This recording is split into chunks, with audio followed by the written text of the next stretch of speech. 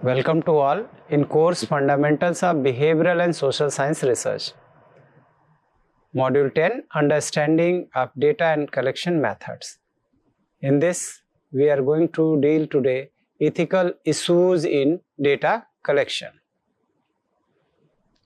What you may learn after this session: understand the meaning and importance of ethics in research, identify key ethical issues in data collection, explain the principles of informed consent, confidentiality, and non-maleficence, recognize the ethical responsibilities of researchers toward participants, apply ethical practices in designing and conducting data collections. तो इस lecture के बाद कम से कम ऐसे concept जो ethics के से associated हैं और उसके एथिकल एस्पेक्ट क्या है वो आप तक कम्युनिकेट हो जाएंगे, and after that you will do your works in ethical manner. बात करें कि व्हाट आर रिसर्च एथिक्स. तो रिसर्च एथिक्स की बात जो हम करने जा रहे हैं, research ethics are the moral principles that guide researchers to conduct studies responsibly and respectfully, protecting the rights and well-being of all stakeholders involved. Terms जो इन्वॉल्व हुए हैं इसमें देखें कि research ethics are the moral principle. जो moral principles हैं, नैतिक सिद्धांत जिसे कहते हैं, that guide researchers to conduct studies responsibly. वो जिम्मेदारी के साथ अपने रिसर्च को कंडक्ट करे, and respectfully protecting the rights and well-being of all stakeholders involved. जो उस रिसर्च से जुड़े हुए स्टेकहोल्डर्स हैं उन सब की कॉन्फिडेंशियलिटी, उनसे कंसेंट लेकर, और जो वहाँ पे टॉक हो रही है उसको हमें किसी के थ्रू शेयर नहीं करना है. तो ये मिनिमम कॉन्सेप्ट है. Otherwise when we will going in detail, when detailed ethical concept we will study in this slide, that will be more deeper and deeper, जिसको हमें समझना ही होगा, क्योंकि ethics is a major aspect in the research. How we are analyzing the interpreting the data, वो भी हमारा एक ethics से गवर्न होता है. हम जो रैपर्ट इस्टेब्लिश कर रहे हैं और जो उनसे डेटा ले रहे हैं, जो स्टेक होल्डर्स इन्वॉल्व हैं उनसे, तो यहाँ पे हमारी ज़रूरत है कि we should understand their concepts and inform them to how to use their data. तो informed consents are required. Saunders, Lewis and Thornhill have defined ethics in research are the standards of behavior that guide your conduct in relation to the rights of those who become the subject of your work. जो आपके कार्य में एक तरीके से subject के रूप में काम करते हैं, उनके जो राइट्स हैं उनको हमें प्रिजर्व करके रखना है, मतलब सेव करना है. तो ethics in research are the standards of behavior that guide your conduct in relation to the rights of those who become the subject of your work.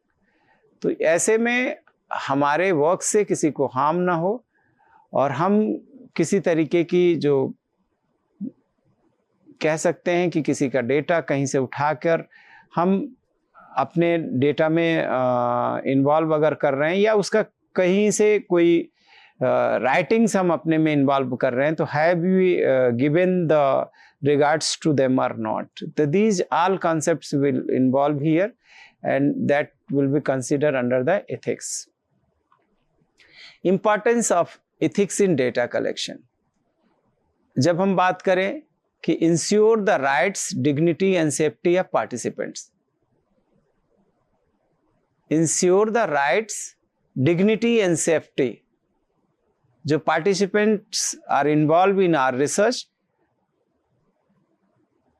उनकी जो राइट्स हैं उनको हम रिस्पेक्ट करें, उनकी डिग्निटी को रिस्पेक्ट करें, and safety.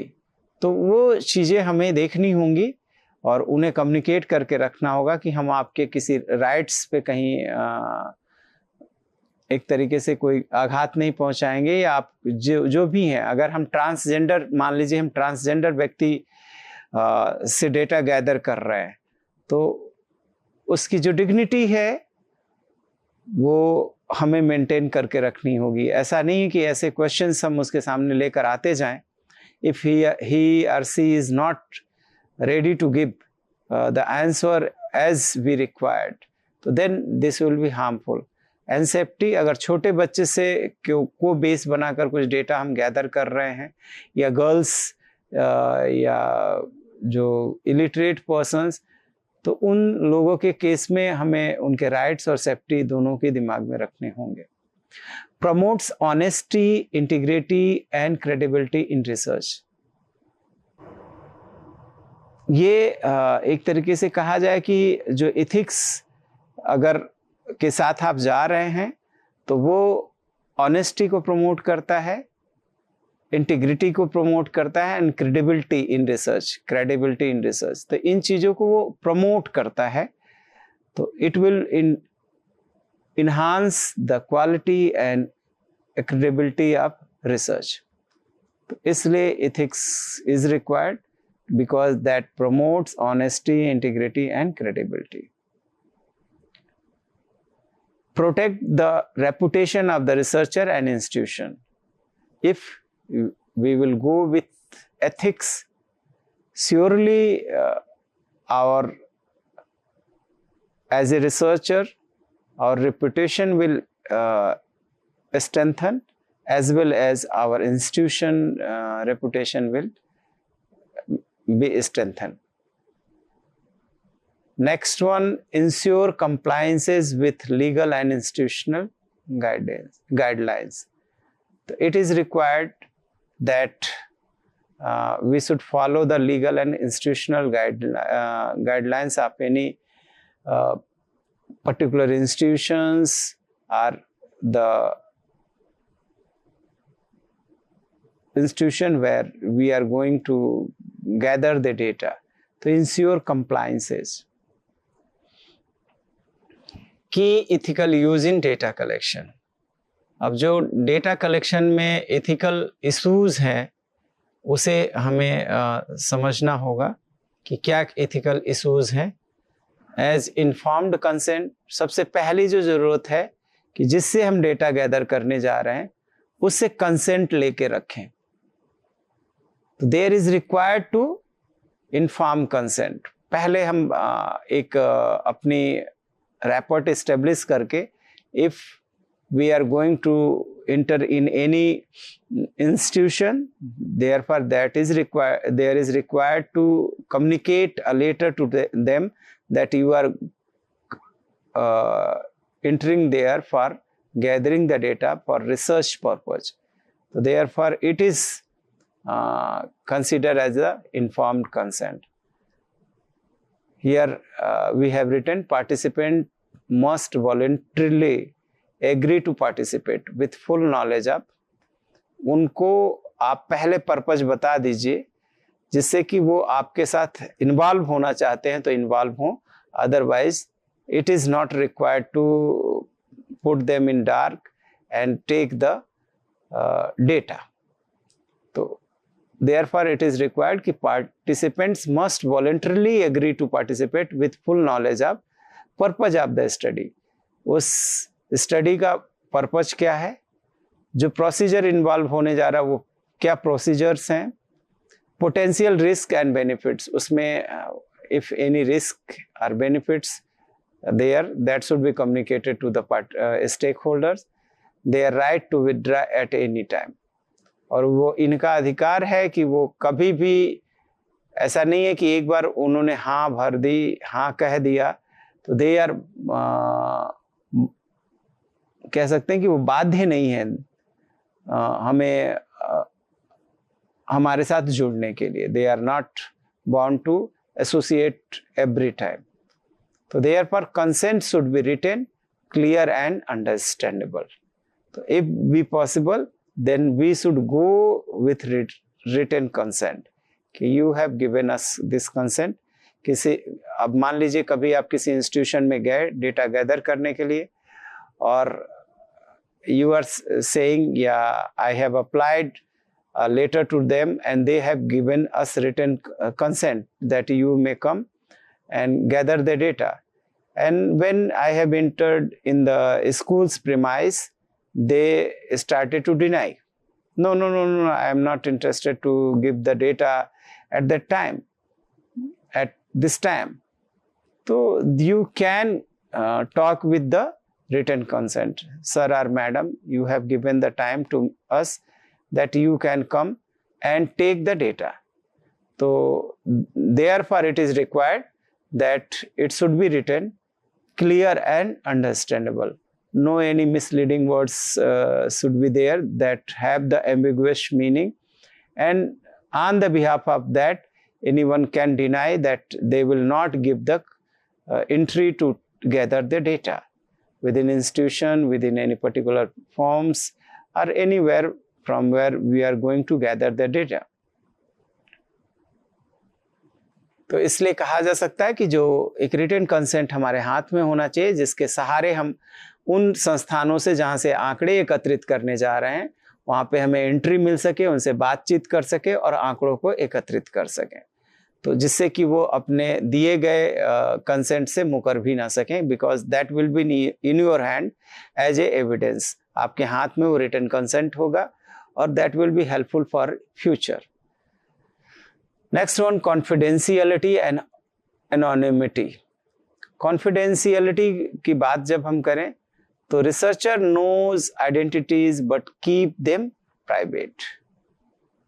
knows the identities but keeps them private. हमें ये बताना होगा कि हमें खुलकर हमसे बात करिए, लेकिन हम आपके डेटा को कहीं भी एक्सप्लोर नहीं होने देंगे, वायरल नहीं होने देंगे. तो that is required, confidentiality and anonymity. Second one, even the researcher cannot link response to individual participants. और हमें ये करने की भी जरूरत नहीं है. Even the researcher can not link responses to individual participants. हम जो वहां से रिस्पॉन्सेज मिल रहे हैं वो किसी इंडिविजुअल्स को एसोसिएट नहीं कर सकते हैं, तो that anonymity should not be there. तो it should be ensure that your responses will not be associated with you directly.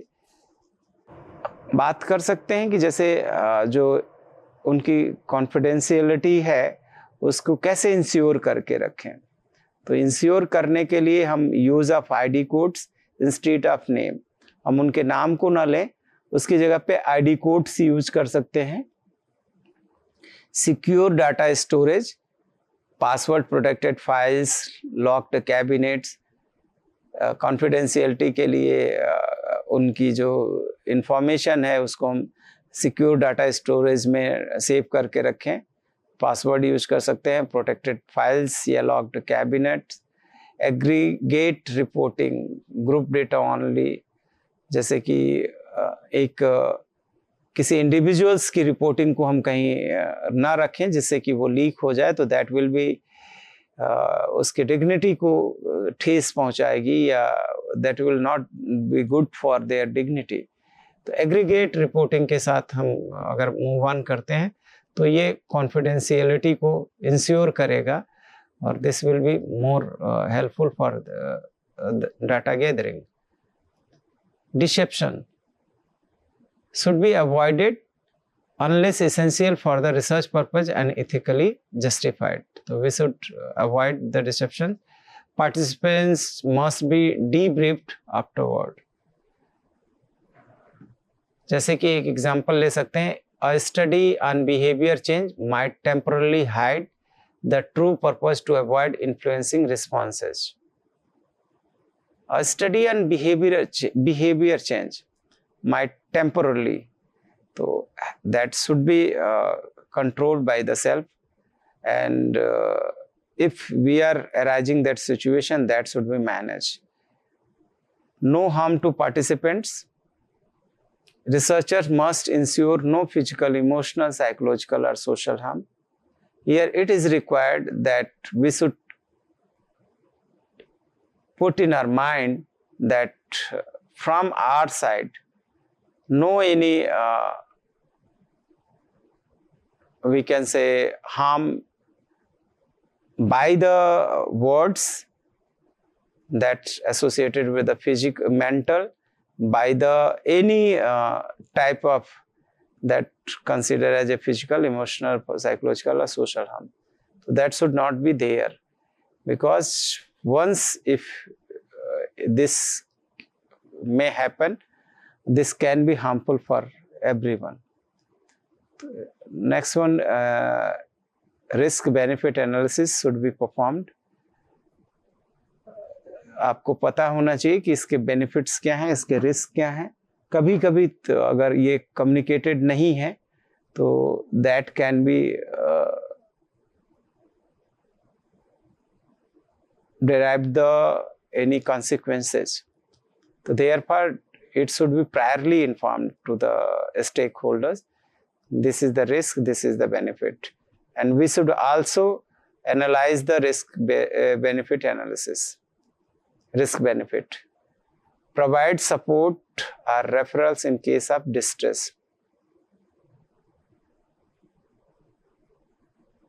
अगर डिस्ट्रेस की केसेस बन रही हैं तो उस कंडीशन में हमें सपोर्ट या रेफरल के साथ जाना होगा. वल्नरेबल पॉपुलेशंस के साथ हमें क्या करना होगा? Extra precautions must be taken when involving. अगर वल्नरेबल पॉपुलेशन है हमारे साथ तो हमें एक्स्ट्रा प्रिकॉशंस के साथ जाना होगा. जैसे कि चिल्ड्रन के साथ काम कर रहे हैं तो चिल्ड्रंस के अगर उन पे कोई हम टेस्ट इम्प्लाई किए हुए हैं तो वो अब ऐसा ना हो कि 1 घंटे का टेस्ट हो और उस 1 घंटे में उसके साथ कोई मिस हैपनिंग ड्यूरिंग दैट, चाहे वो फिजिकली हो या मेंटली, तो वो कोई इन्वॉल्व ना हो. तो यहाँ पे इन बच्चों के साथ बड़े ही हमें केयरिंग रहना होगा. नोबडी शुड टच देम और don't do any activities that can affect their physical और mental aspect. Person with disabilities, yes, यहाँ पे हमें ज़रूरत है बच्चों के साथ तो उनका इमोशन जो है इमोशनल डेवलपमेंट के साथ जैसे हमें समझ के साथ काम करना चाहिए, उसी तरीके से पर्सन विथ डिसेबिलिटीज. अब अगर किसी को हमने इंटरव्यू के लिए बुलाया हुआ है या हम कहीं गए हुए हैं और वो पर्सन विथ डिसेबिलिटीज है तो we should behave with them by avoiding the words that can affect their psychology.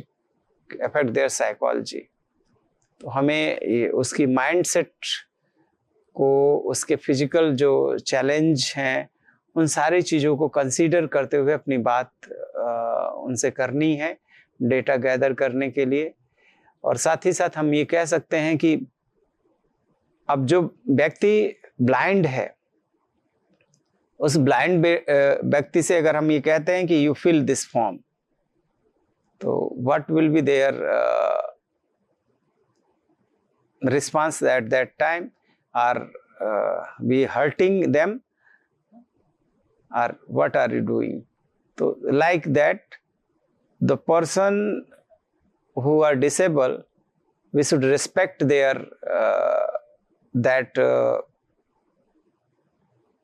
disabilities, and we should try to use their potency. हम उसकी पोटेंसी को यूज में लेकर आके काम करें और जो डिसेबिलिटीज वहाँ उनके लिए हैं उसको हम अवसर में भी यूज कर सकते हैं.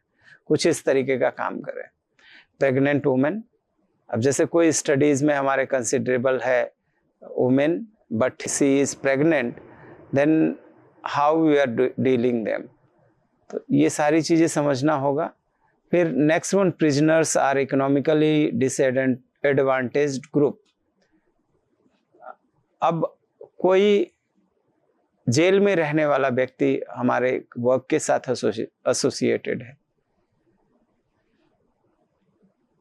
या इकोनॉमिकली डिसएडवांटेज ग्रुप्स हमारे साथ हैं, तो उनके साथ एक एक्स्ट्रा प्रिकॉशन के साथ जाना होगा। जैसे कि प्रिजनर है तो उससे जो बातचीत करनी है उसके साथ भी उसकी साइकोलॉजी के साथ ही बात करनी है, और साथ ही साथ हमें ध्यान रखना है कि कहाँ बात करनी है, किस तरीके से बात करनी है। और इकोनॉमिकली डिसएडवांटेज ग्रुप जो हैं इनके भी अपनी लिमिटेशन कह सकते हैं कि प्रॉब्लम्स हैं। उन प्रॉब्लम्स को हमें टच करते समय बड़ा सेंसिटिव रहना होगा। Next one, voluntary participation and right to withdraw. Voluntary participation का मतलब है कि they be ready to participate in our work and right to withdraw. और लेकिन उनको ये भी बता दें कि you can withdraw to self at any time.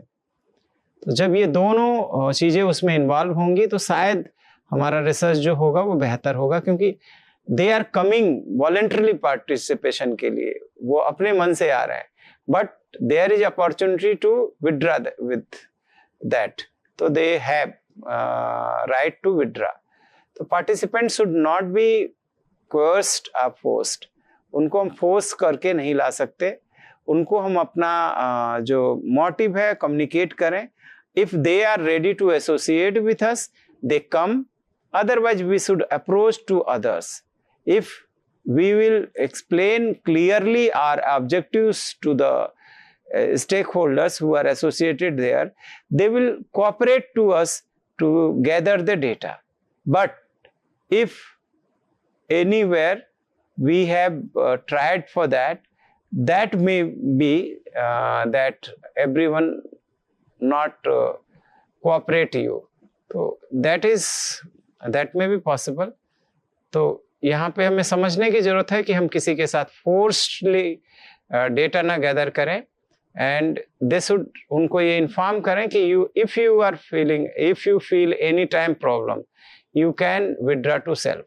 आप अपने आप को विथड्रॉ कर सकते हैं, आप जबरदस्ती नहीं है कि आप हमें आंसर दे ही दें, आप छोड़ सकते हैं इस इंटरव्यू को या इस टास्क में एसोसिएट होना। तो they should be told that they can leave at any time without negative consequences.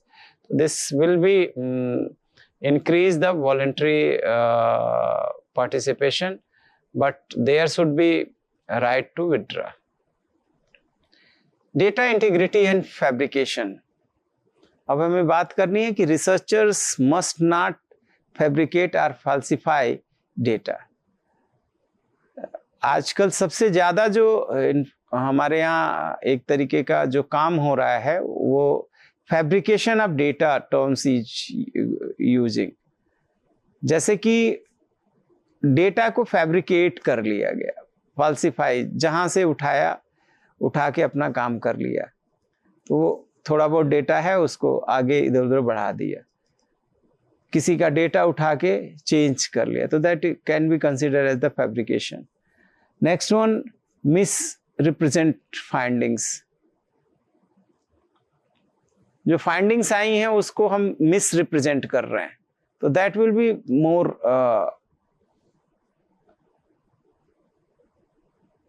Confusing. क्या पाया और क्या रिपोर्ट कर रहे हैं, तो misrepresent findings is a challenge for us. Withhold data that contradict hypothesis.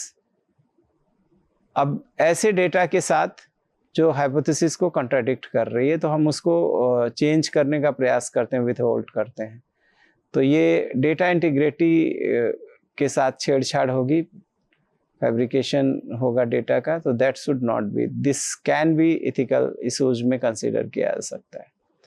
फिर इंस्टीट्यूशनल इथिकल ओवरसाइट। कोई जो संस्थान है उसके अपने एथिक्स हैं और उसको हम कैसे कंसीडर कर रहे हैं, दैट इज, जैसे कि इंस्टीट्यूशनल एथिक्स कमिटीज और इंस्टीट्यूशनल रिव्यू बोर्ड्स, IRB। अब यहाँ बात review and approve research involving human subjects. Review institutional ethics committee जो है वो काम क्या करती है, वो किस तरीके से, तो review and approve research involving human subjects, जो ह्यूमन सब्जेक्ट्स इन्वॉल्व हो रहे हैं उनको अप्रूव करें। Their role assess risk versus benefits, जो रिस्क है और उससे बेनिफिट क्या है उसको एसेस करके रखें। Ensure ethical practices are followed, ये हमें ध्यान रखना है कि जो एथिकल प्रैक्टिसेस हैं वो फॉलो की जा रही हैं रिसर्चर के थ्रू की नहीं। जैसे डेटा लेना था खुद जाकर और उसने डेटा को क्या कर लिया, डेवलप कर लिया। कुछ लोगों का ट्रेंड देखा और खुद से डेवलप कर लिया। तो ये ensure ethical practices and monitor compliances, जो कंप्लायंसेस आ रही हैं उनको मॉनिटर करने की ज़रूरत है। दे मे रिजॉल्व। अब यहाँ देखें कि एथिकल प्रैक्टिसेस इन डेटा कलेक्शन क्या हैं। अब जैसे स्टेप्स इन रिसर्च, हमें एथिकल एक्शंस के साथ ही जाना होगा। और क्या है एथिकल एक्शंस? अब पहले जब अगर हम बात करें कि डेटा कलेक्शंस के रिस्पेक्टिव में, तो डिजाइनिंग टूल्स, तो अवॉइड सेंसिटिव और लीडिंग क्वेश्चंस। जब टूल हम बना रहे हैं तो उस समय जो सेंसिटिव इश्यूज हैं या किसी को हर्ट करने वाले जो वर्ड हैं वो हमें छोड़ने होंगे। और लीडिंग क्वेश्चंस, तो ये हमें दिमाग में रखना होगा कि this should not be there. किसी को हर्ट करने के लिए हम काम नहीं करने जा रहे हैं। यस, अगर ऐसे प्रश्न इन्वॉल्व करने हैं कि तो हमें उनके कंसेंट लेने होंगे कि like this questions I will involve and it is requested to you, please give the response, because that will not to harmful for you and that will be helpful to या beneficial कह सकते हैं, या जो भी ये कह सकते हैं कि इससे जो पॉलिसीज बनेंगी भविष्य के लोगों के लिए सहयोगी होंगी। तो ऐसे में आप अपनी इंफॉर्मेशन हमें अवश्य दें, और वो इंफॉर्मेशन किसी भी तरीके की हो सकती है, बट प्रायर जिसे हम अभी बात कर रहे थे इन्फॉर्म्ड कंसेंट, उसके साथ जाएं। फिर gaining consent, explain purpose, procedure, risk. आपको कंसेंट लेना होगा, उनको पर्पज को एक्सप्लेन कर दें, प्रोसीजर क्या उसमें इन्वॉल्व होगा और रिस्क क्या क्या हो सकते हैं, what may be the risk, but you should clearly inform to them during taking the consent. जब आप उनसे कंसेंट ले रहे हैं तो उस समय ये चीज़ें पता होनी चाहिए, इन्फॉर्म कर देनी चाहिए। आगे बात करें कि जैसे collecting data, respect privacy, avoid pressuring responses. तो हमें जो भी व्यक्ति है उसकी प्राइवेसी को रिस्पेक्ट करना होगा। अब जैसे हमने सीधी सी बात है, जो व्यक्ति HIV पॉजिटिव है, उस HIV पॉजिटिव से हम बात करके और कुछ इंटरव्यू गैदर कर रहे हैं, और हमने कहा कि नहीं, you give us your insights how to make the life better of the HIV affected persons। हमने उससे बात करी और ये भी उसको कम्युनिकेट किया है कि हम आपकी डेटा को लीक नहीं करेंगे, this will be use in the policy planning, but somewhere we have leak this, like that if we are talking the ladies involved in the वैश्यावृत्ति, जैसे, तो वो ऐसे कॉन्सेप्ट्स जो हैं, या फिर भी मान लीजिए किसी भी क्षेत्र में लोग जुड़े हुए हैं जो अगर वो आपको सूचना दे रहे हैं that are beneficial, then it is required to secure their privacy. Avoid pressuring responses. हमें ज़रूरत नहीं है कि किसी को प्रेशर दे के रिस्पॉन्सेस को गैदर करें. No, this is not a good way. और वो हो सकता है कि मिस इंटरप्रिटेड इंफॉर्मेशन आपको दे दे. स्टोरिंग डेटा, कलेक्टिंग डेटा के बाद storing data. Use encryption and secure locations. Encryption जो हैं उनको प्रयोग में लाएं और सिक्योर लोकेशन, जैसे कि कहाँ पे क्या चीज़ें हमें रखनी हैं, तो वो बहुत इम्पॉर्टेंट होती हैं. करप्ट ना हो जाए कोई चीज़, तो use encryption and secure location. तो जब फाइल करप्ट हो जाएगी तो फिर आपके लिए टफ हो जाएगी. तो इसलिए उसका use encryption and secure location. Location कहाँ, किस जगह पे आपने चीज़ों को रखा हुआ है, वो एकदम क्लियर कट होना चाहिए. जैसे कि जो ऑफलाइन डेटा है, हमने कहीं रख दिया और ऐसे पानी गिर गया, चूहे काट दिए, तो वो टफ हो जाता है. उसी तरीके से ऑनलाइन में भी हमारे लिए कभी कभी होता है कि कोई फाइल में हमने डेटा रखा और वो डिलीट हो गई, तो उसकी लोकेशन हमें सिक्योर करके रखनी चाहिए, जैसे कि हम रिवर्ट्स कर सकें. रिपोर्टिंग फाइंडिंग्स, जो फाइंडिंग्स हैं उनको रिपोर्ट करने में अगर हम इथिकल प्रैक्टिस यूज में नहीं ला रहे हैं, then we can not communicate the right information. So therefore it is required during the reporting findings be honest. आपको ईमानदार होना ही होगा. Acknowledge limitations. जो limitations थी उनको acknowledge करें. जैसे कि हमने इसी दायरे में रहकर काम किया है, हमने केवल इन डायमेंशंस को ही आधार बना के काम किया है, या हमने केवल इसी स्टैटिस्टिक्स को यूज करके अपने डेटा को एनालाइज किया है.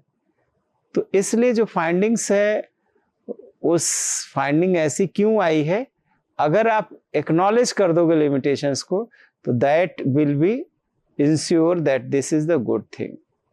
अदरवाइज अब ये नहीं कह सकते कि हमने हमारे रिसर्च का एक ऑब्जेक्टिव हमने छोड़ दिया, तो वो लिमिटेशन की बात नहीं कर रहे हैं, तो वो लिमिटेशन एक्नॉलेज नहीं होता है. हाँ, कभी कभी कुछ चीज़ें जो हैं वो हमारी रिपोर्टिंग में कंसीडर हो रही हैं और हम उसको नहीं कर रहे हैं, तो वो प्रॉब्लमेटिक है. तो एक्नॉलेज लिमिटेशंस. Avoid biases. जो बायस है, बायसिंगनेस, उसको हम ट्राई टू रिमूव दैट. तो वो अगर रिमूव कर लेते हैं तो हमारी जो रिपोर्टिंग होगी या जो फाइंडिंग्स रिपोर्ट की जा रही है वो बहुत ही यूनिक वे में होगी और वो मैक्सिमम कम्युनिकेटिव होगी. मैक्सिमम कम्युनिकेटिव का मतलब है कि जो हम कम्युनिकेट करना चाह रहे हैं उसको हम कम्युनिकेट कर पाएंगे. ये इथिकल प्रैक्टिसेस. अदरवाइज फाइंडिंग्स जो रिपोर्ट हम कर रहे हैं वो एम्बिग्विटी के साथ कर रहे हैं, तो वो क्लियर कट मीनिंग नहीं कम्युनिकेट कर पाएगी. तो therefore it is required to communicate within appropriate manner by the using appropriate language. Be honest, acknowledge limitations, avoid biases. तो ये कह सकते हैं कि ethical actions हमारे reporting finding के duration की है कि जब reporting करें तो be honest. Why we have got this result? अब if that is required, you go and do the analysis again and again. But if we are going to report findings, what you have got, you received from that data, that should be finalized. Now we can see the ethical rules every researchers must follow. तो ये कुछ rules अगर हम follow करते हैं तो this will gives us basis. By that our research will be ethically sensitive या ethically कह सकते हैं कि effective. First one, obtain informed consent. Ensure voluntarily and informed participation. पहले ही हम लोगों ने कहा कि जिससे भी आप डेटा गैदर करने जा रहे हैं आप उससे कंसेंट लेके काम करें. जिस इंस्टीट्यूशन में घुस रहे हैं, you should go with the appropriate letters and inform them. So therefore it is required, otherwise it will be considered as illegal.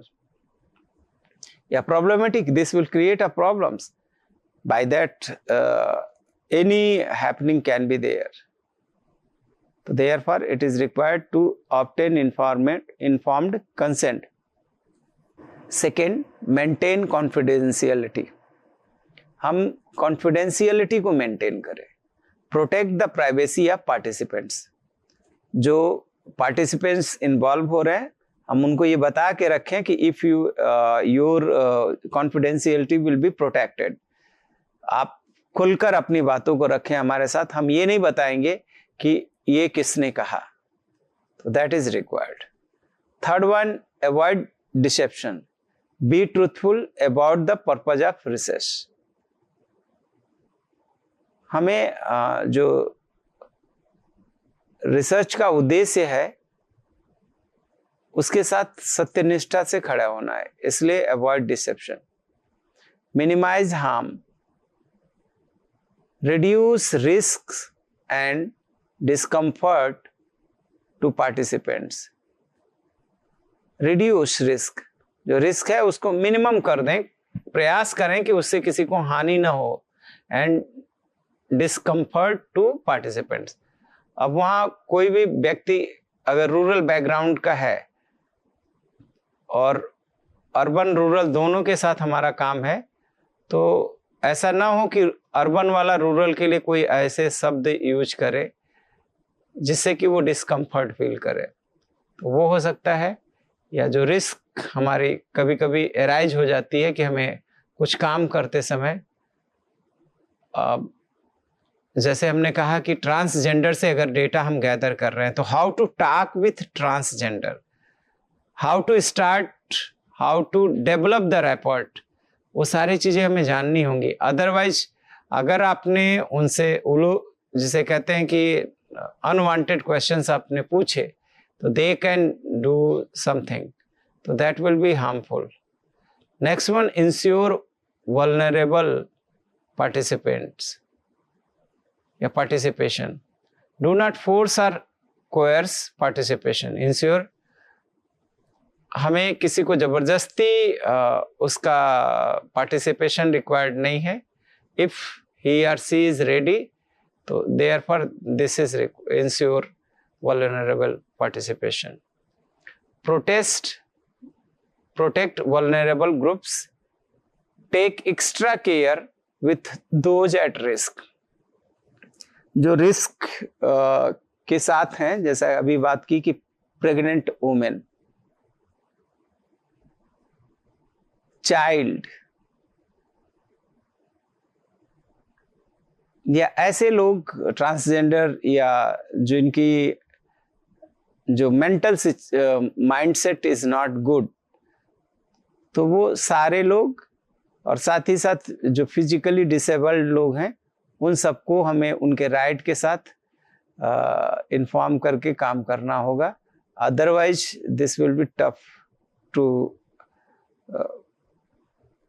Develop ethical rules within research. Next one, ensure data security. Ensure data security. Safeguard collected data from loss और से. तो यहाँ हम कह सकते हैं कि जो डेटा हमारे पास है उसको इंश्योर कर लें. Report findings honestly. जो फाइंडिंग हमें मिली उसको फैब्रिकेट ना करें, एज इट इज रिपोर्ट कर दें. Avoid conflicts of interest.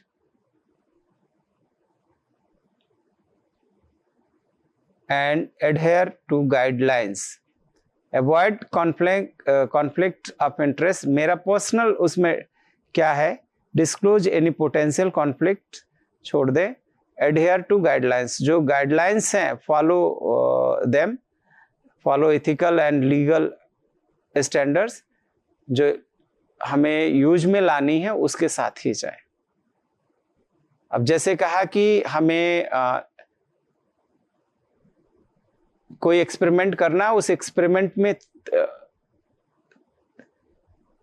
30 लोगों को इन्वॉल्व करना है, तो हम उन 30 लोगों को इन्वॉल्व करें ही करें.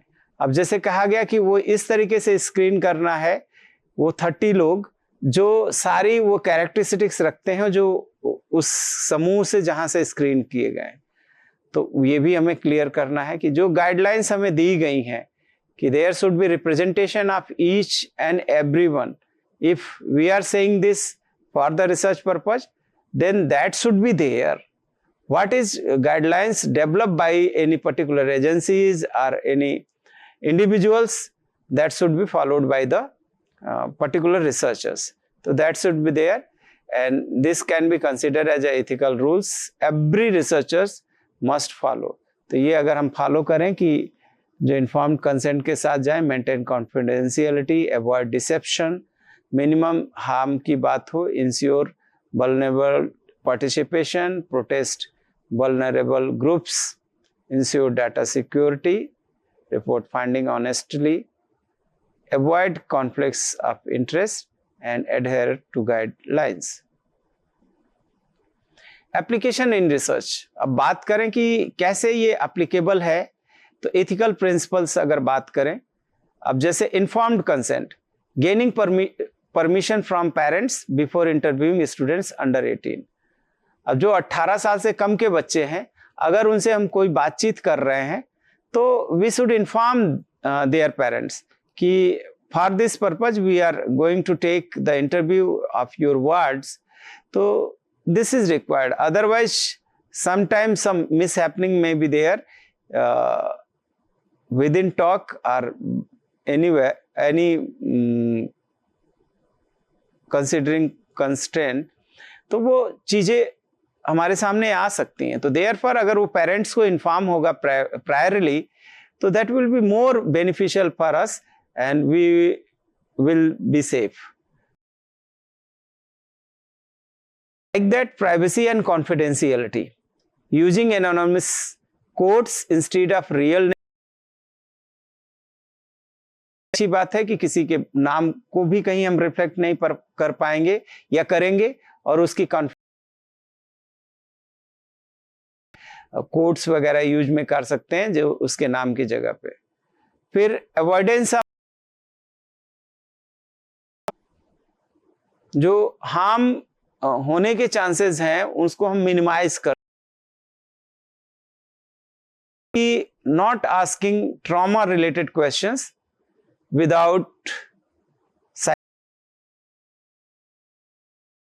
से संदर्भित कोई ऐसी घटना घट गई है जिसको हम एसोसिएट कर फॉर एनी स्टेक होल्डर. तो not asking trauma related questions. अब अगर किसी some lady is there and he is, हम उसको इस तरीके के क्वेश्चन ना पूछें जो उसको परेशानी में डाल सकते हैं, या हो within or he or she can suicide. तो हम प्रयास ये ना करें कि वो फिर से ट्रॉमा में चला जाए. तो not asking trauma related.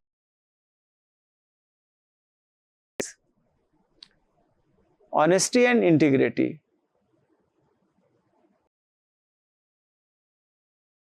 Results without data manipulation. Honesty and integrity, report ऐसा हो गया तो यस, ऑनेस्टली डेटा मैनिपुलेशंस। तो हम जब ऐसा नहीं करेंगे, मैनिपुलेशन नहीं करेंगे, तो हम integrity review, it is submitting research proposal to the university, ethics, her research proposal, her department में एक एथिकल रिव्यू भी होता है, वहाँ सबमिट कर सकते हैं। तो यहाँ तो अभी इतना ही शब्द समझ में आ रहा था, उससे तरीके से हार्म ना पहुंचाए, वो हमारे इकोसिस्टम में किसी तरीके से हार्म ना पहुंचाए, ठीक है। Harm may be possible, that should be free from that. तो ये concept and some in the form of summary,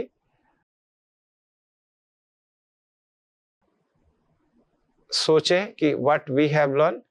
तो ethical issues are central to protect, जितनी भी बात हो रही है, why, by that we can enhance the research credibility, साथ काम करेंगे, ethical principles को इन्वॉल्व करके अपना रिसर्च कार्य करेंगे, तो that will be help and also we will save the protect the participants। हमारी सबसे पहले तो रिसर्च की ग्रेविटी इन्हांस हो जाएगी, या उसकी ग्रेविटी में स्टेक होल्डर्स इन्वॉल्व हो रहे हैं, they will try to give the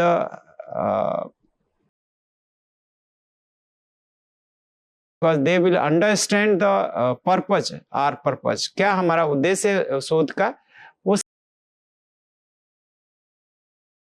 तो इसलिए हमारा informed consent is required here, and after the informed consent, data gathering, and this will really ensure the credibility of research. Informed consent, confidentiality, avoiding harm, integrity. This should be included in our ethical approach. Researcher has these standards, and researcher should moral and professional duty to uphold these standards। तो अगर researcher को increase कर जाएगी, and साथ ही साथ इसमें जो terms हम इन सब चीज़ों से, उसके लिए प्लेगरिज्म अपने आप इन्वॉल्व होती है। वो प्लेगरिज्म आज हम का कंटेंट प्लेगराइज है, तो वो एक्सेप्ट केवल 10% तक ही plagiarism, that research will be rejected. तो वहां पे ऊपर अगर किसी ने कर दिया, तो वो रिसर्चर भी रिसर्च के फील्ड से भी रिसर्च कराने का जो कॉन्सेप्ट है वो रोक दिया जाएगा। तो therefore ethical compliance reflect the honesty। तो we do with honesty our works as research। तो if we will involve our honesty in that, तो our make the research more credible, we should follow the ethical.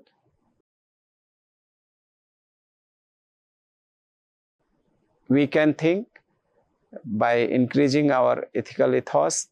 Think about a study you have reviewed previously. What were the ethical principles clearly followed?